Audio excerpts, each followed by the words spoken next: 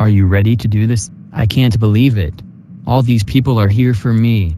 This is such a complete honor. Yes, it is. Go ahead, sweetie. The floor is yours. My former name is Alan Foster. But my new and official name is Alana Foster. I was born January 1st, 1987 in Miami, Florida to Janice and Damian Foster. My mother is Cuban American and my father is Jamaican American. They both worked 3 to 4 jobs trying to keep our house from going into foreclosure. Growing up in Miami was definitely a wonderful adventure. Every summer, I would go down to South Beach and go crazy. Getting drunk in local bars, fist-fighting random patrons, and partying with friends was my whole entire life as a kid. Everything was going well until I got the worst news of my life. At age 14, I lost my mother to lung cancer. I felt truly guilty because I never took the time to visit her around the time she got sick. Ever since that day, I tried to commit suicide multiple times because I felt so guilty and disgusted with myself and life in general. I still love her and I always will remember her being a supporter of all my life-altering choices.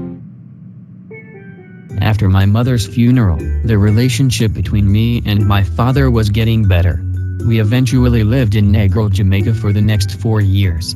I knew my father was rich and he always appreciated me inviting my friends to our mansion that was in the family for over 40 years.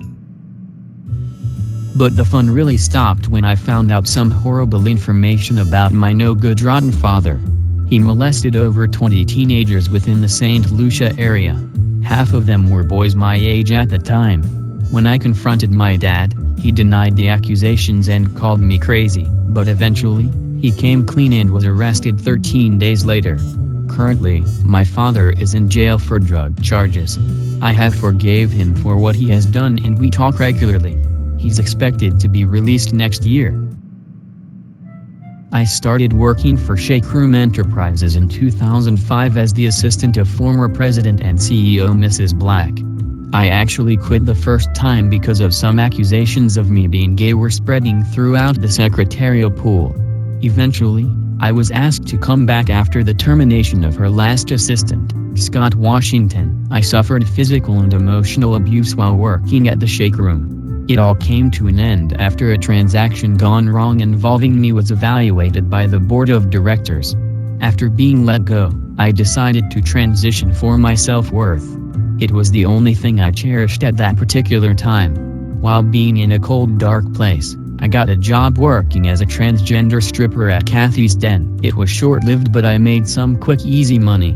Right now, life has been going extremely well for me. I'm an activist, filmmaker, and professional makeup artist. I'm truly in love with life and blessed to be me. I'm looking forward to premiering my movie Trans or Not Trans this winter at the ADATO Movie Festival. Thank you all so much for listening to my story.